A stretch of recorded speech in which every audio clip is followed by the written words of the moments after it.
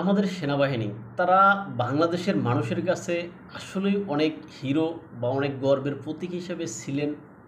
সেই সেনাবাহিনী গোপালগঞ্জে গিয়ে কেন নিজেদেরকে বিতর্কে জড়ালেন, কেন সেখানে গুলি করে এই যে পাঁচ পাঁচটি তাজা প্রাণ সেখানে ঝরাইলেন, এটা কেন তারা করলেন সেটা তারাই ভালো বুঝবেন, ভালো জানবেন। আমাদের সেনাবাহিনীর প্রধান জনাব ওয়াকারুজ্জামান সাহেব, তার উপরে মানুষের আস্থা ছিল।